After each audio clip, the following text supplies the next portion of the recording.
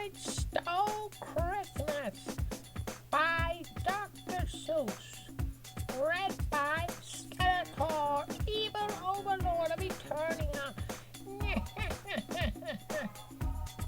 Memory hold down and open Christmas a lot. But the Grinch, who just not a poor bill, did not. The Grinch hated Christmas the whole Christmas season. Now please don't ask why, no one quite knows the reason. It could be that his head wasn't screwed on just right. It could be perhaps that his shoes were too tight. But I think the most likely reason of all may have been that his heart was 2 sizes too small. Whatever the reason, his heart or his shoes, he stood there on Christmas Eve, hating the hose. Staring down from his cave with a sour, grinchy frown at the warm, lighted windows below in their town. For he knew every home and moving only was busy now, hanging a mistletoe wreath. And they're hanging their stockings. He snarled with a sneer. Tomorrow is Christmas. It's practically here. Then he growled with his Grinch fingers nervously drumming. I must find some way to stop Christmas from coming. For tomorrow he knew all the girls and boys would wake bright and early. They'd rush for their toys. And then, oh, the noise. That's one thing he hated. The noise. Then the Who's, young and old, would sit down to a feast. And they'd feast, and they'd feast, and they'd feast. They would feast on Who pudding and rare Who roast beast, which was something the Grinch couldn't stand the least. Then they do something he liked the least of all. Every Who down in Whoville, the tall and the small, would stand close together with Christmas bells ringing. They'd stand hand in hand, and the Who's would start singing. They'd sing, and they'd sing. And the more the Grinch thought of this whole Christmas thing, the more the Grinch thought, I must stop this whole thing. Why, for 53 years I've put up with it now. I must stop Christmas from coming. But how? Then he got an idea, an awful idea. The Grinch had a wonderfully awful idea. I know just what I'll do. The Grinch laughed in his throat, and he made a quick Santa Claus hat and a coat, and he chuckled and clucked. What a great Grinchy trick. With this coat and this hat, I look just like Saint Nick. All I need is a reindeer. The Grinch looked around, but since reindeer are scarce, there were none to be found. Did that stop the old Grinch? No, the Grinch simply said, if I can't find a reindeer, I'll make one instead. So he called his dog Max. Then he took some red thread, and he tied a big horn on the top of his head. Then he loaded some bags and some old empty sacks on a ramsicle sleigh, and he hitched up old Max. Then the Grinch said, get up. And the sleigh started down towards the homes where the Who's lay, snooze houses in that town, and their windows were dark. Quiet snow filled the air. All the who's were out dreaming sweet dreams without care. When he came to the first little house on the square, This is stop number 1. the old Grinchy claws hissed. And he climbed to the roof, empty bags in his fist. And he slid down the chimney with rather tight pinch. But if Santa could do it, then so could the Grinch. He got stuck only once, for a moment or two. Then he stuck his head out of the fireplace flue. And the little who's stockings all hung in a row. These stockings He grinned. are the first thing to go. Then he slithered and slunk with a smile most unpleasant around the whole room, and he took every present. Popguns, bicycles, roller skates, drums, checkerboards, tricycles, popcorn, and clowns. And he stuffed them in bags. Then the Grinch, very nimby, stuffed all the bags one by one up the chimney. Then he slunk to the icebox. He took the Who's feast. He took the Who pudding. He took the roast beast. He cleaned out that icebox as quick as a flash.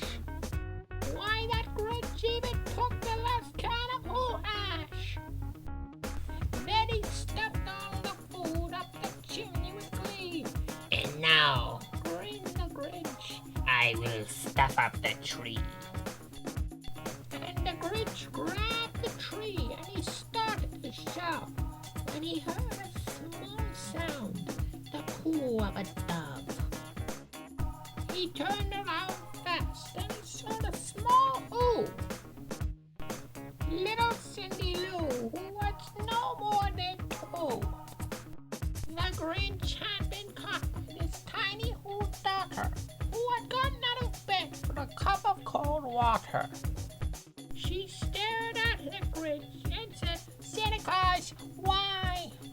Why are you taking our Christmas tree? Why? Snarf, snarf, snarf, snarf. But you know that old Grinch. She was so smart and so slick. He thought of a lie, and he thought it up quick. Why, my sweet little tot, The fake Santa Claus lied. there's a light on this tree that will light on one side. So I'm taking it home to my workshop, my dear. I'll fix it up there and I'll bring it back here. And his fit fooled the child, and he patted her head. And he got her a drink, and he set her to bed.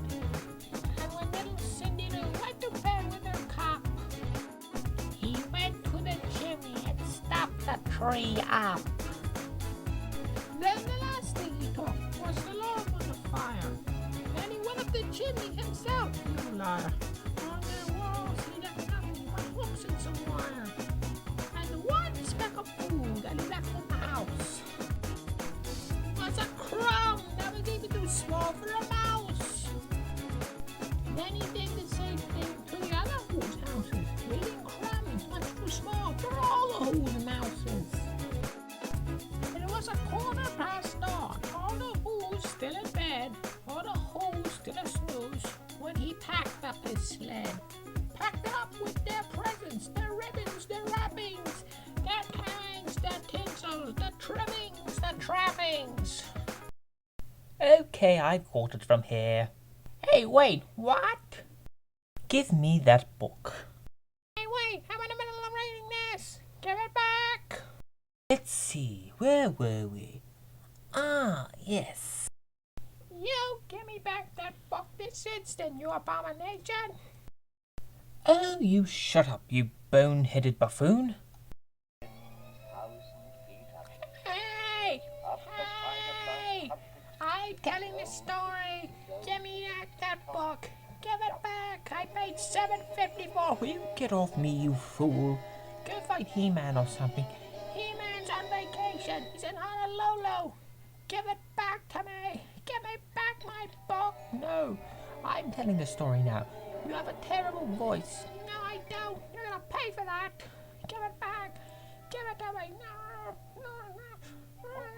The Who's he was quickly humming. They're finding out now that no Christmas is coming. They're just waking up. I don't trust No, what they know. no, I Their won't give mouths up. will hang I open won't give up. when the Who's down I'm in going to take Whoville my kill all sword and fun. ram it up your end now. That's a noise. Give it to me. that I simply Give it. must. And the Grinch put a hand to his ear. And he did hear a sound rising over the snow. He started to know. And it started to grow.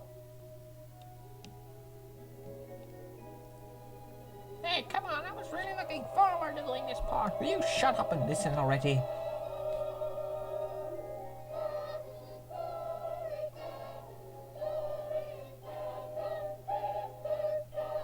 Oh, I really hate you. I really hate you.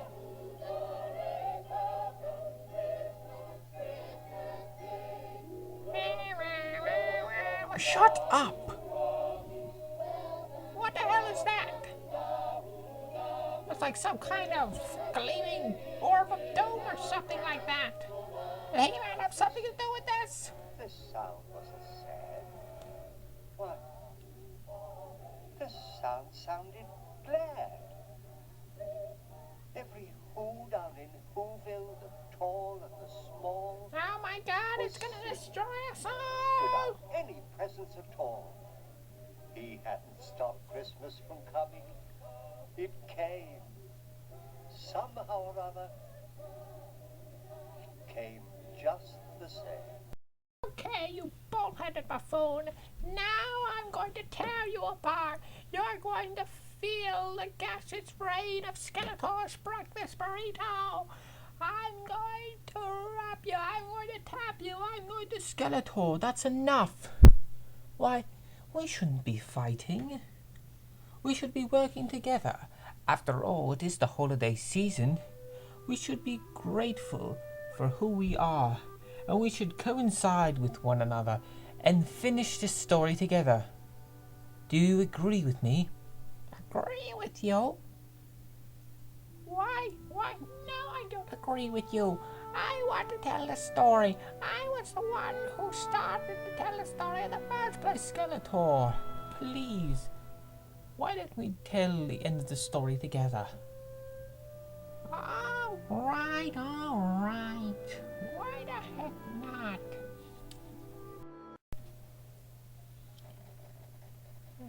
And what happened then?